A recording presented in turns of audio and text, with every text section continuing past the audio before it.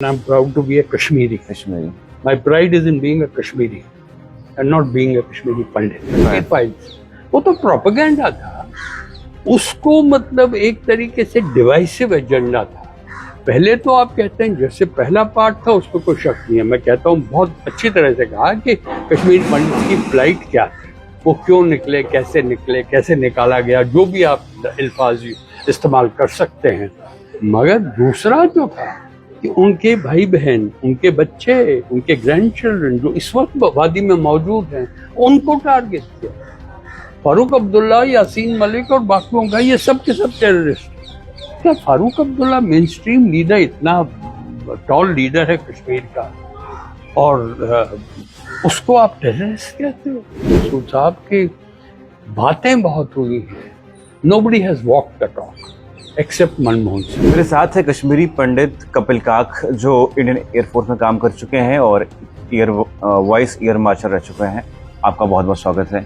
हमेशा हम कश्मीर डिस्कस करते हैं और जब कश्मीरी पंडित की बात आती तो उनसे हम बातचीत करते हैं कि आप बहुत बुजुर्ग हैं और कश्मीर को आपने देखा हुआ है। अब मुझे बताइए कि जिस तरह आर्टिकल 370 को हटाया गया, उसके बाद काफ़ी सरकारों ने ये कहा कि कश्मीरी पंडितों को वापस लाएंगे, लेकिन आज तक इतने साल हुए, कई फिल्में बनी और अभी तक कश्मीरी पंडित कश्मीर वापस नहीं आए। क्या आपको लगता है कि सरकार कश्मीरी पंडितों को वापस लाएगी या कश्मीर के लोग, जम्मू कश्मीर के लोग कश्मीरी पंडितों को वापस ला सकते हैं? सिर्फ कश्मीरी पंडित खुद ही वापस जा सकते हैं, ना तो कोई उनको लाएगा, ले जाएगा, सेटल करवाएगा। तो आप जानते हैं 3.5 लाख की पॉपुलेशन है कश्मीरी पंडितों की। जब वो वहाँ से निकले, मेरी पहचान कश्मीरी पंडित नहीं है, I am a universal citizen, I am an air force retired air marshal, I am also an Indian and I am proud to be a Kashmiri. My pride is in being a Kashmiri and not being a Kashmiri Pandit, because Kashmiri जो है वो composite, वो शिया है या सुन्नी है, वो सूफी है या बरेलवी है, ये पहचानें तो अलग अलग तरीके की हैं। तो सब सरकारों ने कहा है, मगर आपके व्यूअर्स को बताना चाहता हूँ, जब वो उनका एथनिक जो कहते हैं क्लेंजिंग नहीं हुआ, उस वक्त डर का माहौल था। मैं उस वक्त 1 स्टार जनरल था एयरफोर्स का, जब वो निकले वहाँ से मैं खुद ही दिल्ली से देख रहा था क्या हो रहा है। खौफ का माहौल था, इतनी भारी तरह से दहशतगर्दी हो रही थी। पाकिस्तान में बहुत ही भारी हाथ था उसमें हमारे जो कश्मीरी नौजवान हैं उनको एक तरीके से बहकाया गया और उन्होंने फिर कश्मीरी पंडितों को टारगेट किया। कुछ पाकिस्तानी थे, कुछ हमारे ही लोग थे जिनको बहकाया गया था, तो उस पर वो निकल आए हैं। तो मगर जैसे आपने खुद फरमाया मसूद साहब की बातें बहुत हुई हैं, nobody has walked the talk except Manmohan Singh. Manmohan Singh ने पहली बार 2012 में पुंछ में, मुझे याद है, उनका एक स्पीच था कि हम कश्मीरी पंडितों के लिए एक एम्प्लॉयमेंट स्कीम करेंगे, और उस एम्प्लॉयमेंट स्कीम से जो उनकी तादाद कश्मीर वादी में उस वक्त को 3000 थी, वो इस वक्त कोई 20,000 की। अभी 3.5 लाख तो बनेंगे नहीं, हो नहीं पाएगा, क्योंकि उस पर जैसे अंग्रेजी में कहते हैं डेमोग्राफिक स्टडी करनी है। मसूद जैसा एक नौजवान कश्मीरी पंडित क्यों जाएगा? उसको नौकरी मिलेगी तो जाएगा। अगर उसकी दिल्ली में नौकरी है, गुड़गांव में नौकरी है, जयपुर में नौकरी है, वो कश्मीरी क्यों वापस चला जाएगा? उसे याददाश्त भी नहीं है। मेरे जैसे बुजुर्ग, जैसे आपने कहा, हम कश्मीर में पैदा हुए हैं, वहाँ हमने पले हैं, वहाँ हमें पढ़ाई की है, और वहाँ से हम बाकी कोई दुबई गया, कोई इंडिया में आया, कोई नौकरी करने पड़े। तो मतलब एक तरीका है कि फैसिलिटेशन होनी चाहिए कि हम आपको इंड्यूसमेंट देंगे, फाइनेंशियल इंड्यूसमेंट देंगे। अगर आपको सेटल करना है कश्मीरी पंडितों को, वो मरकज़ी सरकार हो या रियासत की सरकार हो, तो आप उनको एक वो जैसे इजरायली ने लेफ्ट बैंक और जॉर्डन में, आप जानते हैं, वहाँ पे रीसेटल किया है, वो रीसेटल होने का। अब मुझे बताइए, कुछ लोग, आपने कहा कि उस टाइम जब निकाला गया कश्मीरी पंडित, जब भागे वहाँ से, खौफ का माहौल, निकाला नहीं गया, वो भागे। वही सवाल था मेरा, कुछ लोग कहते हैं वहां से निकाला गया और कुछ लोग कहते हैं कि वो जगमोहन की साजिश थी। किस तरह देखते हैं आप? नहीं, मैं जगमोहन को बहुत करीबी से, जहां हम इस वक्त बैठे हैं, हम हर शनिवार को यहाँ पिछले 20 साल से मिलते आए हैं। अब खैर हमारे बीच में है नहीं वो। जगमोहन की एक गलती थी कि जो एक डाइवर्स कल्चर था कश्मीर में, वो बौद्ध हो या पंडित हो या शिया हो या सुन्नी हो या डोगरा हो या सिख हो, वो एक कंपोजिट, एक मतलब जैसे हम कहते हैं कल्चर था। अगर उस कल्चर से एक जुट या एक समाज अब बाहर जाता है, जो भी वजह हो, हाँ दहशतगर्दी की वजह थी, उनको वो बचाना था। अगर उनको जम्मू में सेटल किया, उस वक्त वो सबसे बड़ी जो उस वक्त अहम बात, पॉलिसी बात, नीति थी कि उनको रहना वही था। वो टेंटों में रहे, टेंटों में रहना, जम्मू में क्यों रहे, वादी में रहे। वादी उनकी है, उनके मंदिर हैं, उनके सीक्रेट स्पॉट्स हैं, उनके स्प्रिंग्स हैं, जो कॉमन स्प्रिंग्स हैं अभी भी। आप शायद इतने यंग हैं, जानते नहीं है, अभी भी जब एक गाय का काफ, उसकी बर्थ होती है, जो पहला गाय का दूध जो है, हमारे मुसलमान भाई पहले वो कश्मीरी सेक्रेट पॉन्ड्स में ले जाते हैं। तो मैं ये दो लफ्जों में कहूँगा कि कश्मीरी पंडितों पे आने के लिए उनको पहले एम्प्लॉयमेंट अपॉर्चुनिटी चाहिए। एम्प्लॉयमेंट अपॉर्चुनिटी के साथ ही रहन सहन का इंतज़ाम होना चाहिए, मगर वो कभी किसी तरह से वो एक मतलब सिर्फ पंडितों की कॉलोनी नहीं होनी चाहिए। आपने ऐसा तरीका ढूंढिए कि कॉम्पोजिट कल्चर हो, हमारे मुसलमान भाई हो, कश्मीरी पंडित हो, सिख हो, तो ये क्रिएटिविटी चाहिए। आपने कहा कि मतलब हम इकट्ठे मिल बांट के रहें, लेकिन कुछ कश्मीरी पंडित ऐसे हैं जो कहते हैं हमें मेन लैंड चाहिए, मदर लैंड चाहिए, वहाँ पे अलग से एक कश्मीरी पंडितों के लिए। देखिए किस तरह देखते हैं आप? देखिए मैं हिकमत अमली स्ट्रेटेजिक इशूज में जब मैं देखता हूँ, इसको मैं कहता हूँ मुंगेरी लाल के सपने। वो ना हुआ है, ना हो रहा है, ना कभी होगा। एक ही तरीका है, उनके लिए फैसिलिटेशन करिए, उनकी नौकरियों के लिए। जैसे मैंने पहले आपसे अर्ज की थी, 3000 उस वक्त थे, 1997 में 3000 लोग थे कश्मीरी पंडित, आज 20,000। वो कैसे हुए? लेकिन जो लोग ये चाहते हैं कि हमें अलग से जमीन चाहिए कश्मीरी पंडितों के लिए, क्या आपको लगता है उनके साथ कितने लोग हैं उनके साथ? नहीं, अगर आप सेंटिमेंट जो है, उनकी जो बुनियाद जो है वो गलत है, तो वो आगे कैसे बढ़ाएंगे? बुनियादी जो सेंटिमेंट है वो कभी अलाउ नहीं करेगा कि कश्मीरी पंडितों के लिए अलग एक जमीन होगी। वो जमीन में वो कहाँ रहेंगे, उनकी नौकरियां कहाँ होंगी, उनका जो सपोर्ट स्ट्रक्चर है वो कौन होगा? क्या कश्मीरी पंडित अपने बाल खुद ही काटेगा? कैसे काटे? बाल काटने के लिए कोई चाहिए ना। कश्मीरी पंडित बाल नहीं काटता है, वो धोबी का काम करेगा कौन? जो खेती करेगा वो कौन करेगा? तो ये मतलब जैसे मैंने कहा है, मुंगेरी लाल के सपने, उनको जितनी हम उसको दफनाएंगे उतना अच्छा रहेगा। आपने बड़ा सा जवाब दिया पहले कि जब मैंने आपको कहा कि आप कश्मीरी पंडित, आपने कहा मैं कश्मीरी हूँ, उसके बाद कश्मीरी पंडित हूँ। जिस तरह कुछ कश्मीरी पंडित पे फिल्में बनी, उसकी बहुत बड़ी सियासत हुई, बहुत हंगामे हुए, प्रोटेस्ट हुए, क्या आपको लगता है उस मूवी के बाद कोई जम्मू कश्मीर कोई चेंज आया?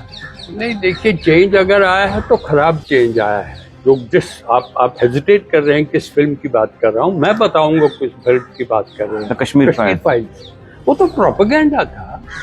वो तो जो राइट विंग हमारी हिंदुस्तान में इस वक्त एक टॉक्सिक फोर्स है, जो हिंदुस्तान की हिकमत अमली और हिंदुस्तान की वेलबींग के लिए, और उसमें जम्मू कश्मीर शामिल है। जम्मू कश्मीर भी रियासत है हिंदुस्तान की।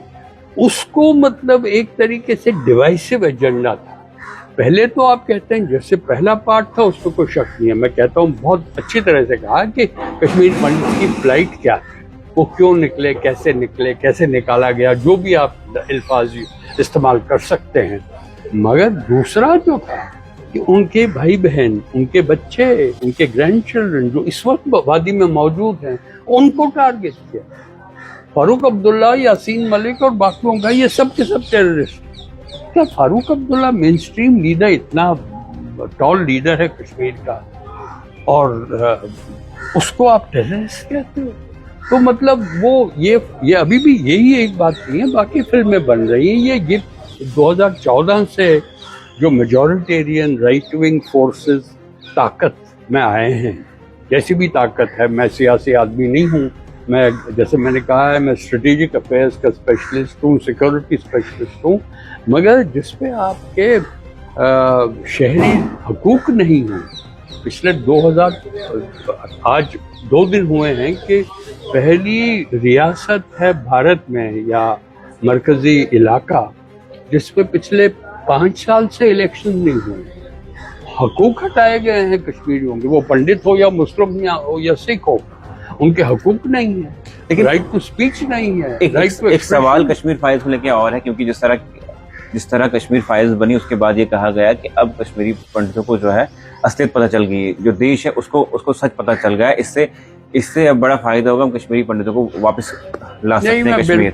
बिल्कुल सहमत नहीं हूँ इन सेंटिमेंट से, क्योंकि एक कोशिश जारी है पिछले इतने सालों से, जो मेजॉरिटेरियन फोर्सेस हिंदुस्तान में ही, बाकी मुल्कों में भी, सारे आलम में, जब भी मेजॉरिटेरियन राइट विंग फोर्सेस ताकत में आते हैं या पावर में आते हैं, तो वो एक तरीके की किताबें बदलनी है, वो भी आप देख रहे हैं। टारगेटिंग करनी है माइनॉरिटीज भी, वो भी देख रहे हैं। दामों में क्या हो रहा है, अहमदनगर में क्या हो रहा है, नासिक में क्या हो रहा है, परोला में, उत्तराखंड में क्या हो रहा है। वहाँ पे हमारी प्रिंसिपल माइनॉरिटी बाहर क्यों निकल रही है अपने घरों से? क्योंकि एक माहौल पैदा किया गया है कि ये मेजॉरिटी कम्युनिटी का मुल्क है। मैं कहता हूँ ये अगर हमारा आईन आप बारीकी से देखें, बिल्कुल आईन के पूरा खिलाफ। अब मुझे बताइए, जो जम्मू कश्मीर के हालात है, खासकर कश्मीर के जो हालात है, उसके लिए किसको रिस्पॉन्सिबल आप ठहराते हैं, सरकार को या हुर्रियत को? नहीं, देखिए दोनों में, इस पे तो जैसे कहते हैं इस हमाम में सब बिना कपड़े हैं। देखिए सरकार ने क्या किया, जब 1953 में शेख अब्दुल्ला को अरेस्ट किया, उससे 1977 तक अब इलेक्शन हुए हैं 24 साल में, क्या किया? एक तो पपेटाइज एडमिनिस्ट्रेशन है, सारे के सारे चीफ मिनिस्टर पपेट, उसके साथ करप्शन ऐसे एक एडहेसिव बनाया है जैसे कि आप जोड़ते हैं लोगों को सिर्फ करप्शन से। तीसरा जो आपका आईन है वो उसको स्टेल्थ की, मतलब चोरी छुपी आप उसको बाहर कर रहे हैं, कानून के हिसाब से काम नहीं कर। चौथा जो है, ये सब मिला जुला के कोई इंतखाबात हुए नहीं, अगर हुए तो इंतखाब पूरे के पूरे मतलब इलीगल थे। जो इलेक्ट नहीं हुए वो इलेक्ट हुए, जो इलेक्ट हुए वो इलेक्ट नहीं हुए। इससे जो आप बाद में देखें कि यासीन मलिक हो या शबीर शाह हो, ये जो सेंटिमेंट्स कश्मीरियों को पकड़ के उन्होंने एक तरीके की जद्दोजहद शुरू की है, और वो जद्दोजहद हैंडल करने के लिए हमें बातचीत करनी चाहिए थी। आप कह रहे हैं कि सब दहशतगर्दी हो रही है, वो हो रहा है। 2001 में मसूद साहब 4111 लोग हलाक होते थे, पूरे terrorist, security forces, police, civilian सब मिला के 4111 2001 में। 2013 में, सिर्फ 10 साल पहले, 171 सारे साल में। ये 4000 से 171 कैसे हुआ? फौज रखी वहां? नहीं, बातचीत हुई, डायलॉग हुआ। वाजपेयी ने शुरू किया, पाकिस्तान से शुरू किया, हुर्रियत से बात की, मेन स्ट्रीम लीडर्स से बात की। तो अगर आप देखते हैं कि कश्मीर में क्या करना चाहिए, पहले तो है आप ट्रस्ट बिल्डिंग करिए। जब तक आप भरोसे पे नहीं आएंगे और आप हमेशा डिवाइसिव एजेंडा लगाएंगे तो आप कहीं नहीं चल पाएंगे। दूसरी बात है, जो गवर्नेंस है वो इम्प्रूव कीजिएगा। आजकल वहाँ पे जैसे हमारे कश्मीरी भाई आप जैसे कहते हैं, जब मैं जाता हूँ वहाँ पे, वो कहते हैं कि इस वक्त जी जो हुक्मरानी है, हुक्मरानी के लिए नौकरशाही है, और वो नौकरशाही किसी काम की नहीं है, बात किसी की सुनते नहीं है। पुलिस स्टेशन है, वही एक तरीके की अदालत भी है। ये होगा जब आप कश्मीर और जम्मू और लद्दाख के लोगों को जमहूरियत नहीं देते। जब 2019 में 5 अगस्त को ये पूरे 370-35A हटाए गए, बाइफिकेशन हुआ, स्टेट रियासत से आपने उनको मरकजी इलाका बनाया, तब से आज तक क्या हुआ है? कोई ठीक बात नहीं हुई है। तो दहशतगर्दी वही रही। जो नंबर्स मैंने दिए हैं बढ़ गए हैं, दुगना हुआ है 2013 से। उस वक्त तो जमहूरियत थी, इलेक्शंस नहीं हुए, स्टेटहुड हटाया गया, लोग नाराज हैं, लोगों में दिलों में इस वक्त एक खौफ है। आपकी मीडिया काम नहीं कर रही है। आप तो ठीक है, मेरे के इंटरव्यू दिल्ली में कर रहे हैं, आप प्रिंट मीडिया से पूछ लीजिए कितनी पाबंदियां लगाई हैं। 35 media persons have been either interrogated, called to police stations, और जेल, made to do, or I don't want to say something which I'm not sure of. एक सवाल ये है कि आपने कहा कि इंतखाबात जितने भी हुए वो जो इक़्तिदार में नहीं भी थे उनको लाया गया। अब मुझे बताएं, आपने यासिन मलिक, शबीर शाह की बात की, यासिन मलिक को कितने जिम्मेदार ठहराते हैं आप? नहीं, देखिए, ये मैं तो जज नहीं हूँ। जज के लिए, आपके लिए अगर लोगों को एक तरीके से जस्टिस देनी है, उस जस्टिस के लिए आपको वेट करना पड़ा है। मैं खुद एक पिटिशनर हूँ आर्टिकल 370 हटाने से। कोई ये भी सवाल पूछे, मेरे साथ एक और जनरल हैं भारतीय फौज के, हम क्यों गए? क्योंकि हमें लगा कि कानून को हटाया जा रहा है, गैर कानूनी काम हुआ है, और हमारी जुडिशरी हमारी अपील पे अभी तो उन्होंने लिस्ट भी नहीं किया। 3 चीफ जस्टिस हैं सुप्रीम कोर्ट ऑफ इंडिया, उन्होंने तो बस अगले महीने, 2 महीने के बाद 4 साल हुए। तो कमजोरियां जो है वो इंस्टीट्यूशंस में लाई गई हैं। आप भी मानते हैं कि आर्टिकल 370 को इलीगली हटाया गया जम्मू कश्मीर से? कोई शक नहीं है इसमें। मैंने इतना लिखा है इसके ऊपर, आर्टिकल लिखे हैं इतने, कम से कम 100 टीवी इंटरव्यूज किए होंगे। टीवी चैनल जो हिंदुस्तान की, दिल्ली की टीवी चैनल है, ये आज पहली बार में श्रीनगर टीवी के चैनल। लेकिन भाजपा के लोग दिल्ली जाएं, महाराष्ट्र जाएं, कहीं भी जाएं, वो सिर्फ लोगों से, अगर कर्नाटक की बात करें, वो सिर्फ लोगों से ये पूछते हैं कश्मीर से आर्टिकल 370 हटना चाहे था या नहीं हटना चाहे था। हमने हटा के आर्टिकल 370 को, जम्मू कश्मीर को हिंदुस्तान का एक हिस्सा बनाया परमानेंटली। उसको किस तरह देखते हैं, और क्यों लोग, भाजपा के लोग ऐसी जगहों पे कश्मीर की बात करते हैं जहाँ पे जरूरत नहीं बात करने की? मैं आपको करेक्ट करना चाहता हूँ, हमेशा मीडिया को कभी करेक्ट नहीं करना चाहिए, मगर करेक्ट करना चाहता हूँ। हमारी आला हुक्मरानी ने 2014 से 1 साल पहले हमारे वज़ीर आज़म नरेंद्र मोदी साहब ने स्टेटमेंट दी है, आप गूगल कीजिए। उन्होंने कहा है हम 370, 35A को हटाने से पहले हमारे शहरी जो जम्मू कश्मीर और लद्दाख हैं उनसे बातचीत करेंगे। उस बातचीत और डायलॉग के बाद ही हम आगे बढ़ेंगे अगर हटाना है या ना है। मगर हुआ क्या?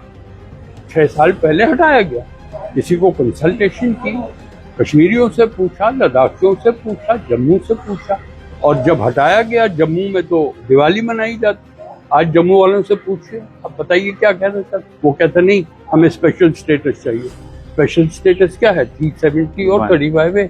लद्दाख के लोगों से पूछिए, वहां भी दिवाली मनाई गई। आज जब पूछे उनसे, वो कहते हैं हमें या तो 6 शेड्यूल दे दीजिएगा, या तो हमें जो हमारी जमीन है, जर है, पहचान है, आइडेंटिटी है, ये किसी तरीके से हमारी नीतियों में ले आइए। मगर लाया नहीं गया है। एक आखिरी सवाल ये है कि आपने बात की वाजपेयी टाइम की भी, वाजपेयी टाइम की जो भाजपा थी और आज की जो भाजपा, उसमें क्या फर्क देखते हैं आप? देखिए, मैंने पहले आपसे कहा है कि I am not a political animal. उसमें क्या मतलब? मगर अगर मैं हिकमत अमली, स्ट्रेटेजिक दृष्टिकोण या नजरिए से देखूं, तो एक चीज है कि वाजपेयी ने कश्मीर में रेवोल्यूशनरी स्टेप्स उठाए हैं। जिसे अगर आपने सती लांबा जो हमारे सफ़ीर थे अफगानिस्तान में, पाकिस्तान में भी थे, तो उन्होंने तलत अजीज़ जो मुशर्रफ के नुमाइंदे थे, उन्होंने बातचीत 7-8 साल की। यहाँ पे 2 वज़ीर आज़म बने, वाजपेयी, उसके बाद मनमोहन सिंह। और वो 4 पॉइंट एग्रीमेंट कहता क्या था कि देखिए इस पे टेरिटोरियल, अगर इलाकाई एक हल ढूंढेंगे, कहीं नहीं जाएंगे। आपको दोनों साइड पे ऑटोनॉमी देनी है, और फिर free movement of people, goods, जैसे आप जानते हैं जम्मू में है, श्रीनगर में उड़ी के साथ जो कमांड पोस्ट है, लोग जाते हैं, बसें चली, ट्रेड चला, वही एक रास्ता है। आगे जाने का, अगर कश्मीर के मसले को हल करना है। ये पहली बात है। दूसरी है कि स्टेटहुड जितनी जल्दी हो सके देना है। तीसरी बात, इंतखाबात जैसे इस वक्त हम बात कर रहे हैं, सारे भारत में जमहूरियत है, मगर इलाकाई जो हम कहते हैं मरकजी इलाका, यूनियन टेरिटरी जम्मू कश्मीर की और लद्दाख की, कोई इलेक्शन नहीं है, वहाँ पे जमहूरियत नहीं है। और सारे विश्व में, हम सारे आलम में जा रहे हैं, हम विश्व गुरु हैं, बिगेस्ट डेमोक्रेसी। तो ये आपके सवाल का जवाब मिल गया कि क्या हो क्या रहा है, मुझे नहीं समझ रहा। मैं तो बूढ़ा आदमी हूँ, आपको कैसे समझेंगे। हो ऐसा रहा है कि कश्मीर के लिए जो कोई भी काम करना चाहिए वो नहीं किया जा रहा है। चलिए, बहुत बहुत शुक्रिया। मेरे साथ थे कपिल काक, जो वॉइस एयर मार्शल हैं, और क्या इन सबने बातचीत की, क्या सवालात थे आपने सुने, और आपकी क्या राय है, कमेंट सेक्शन में ज़रूर लिखिएगा।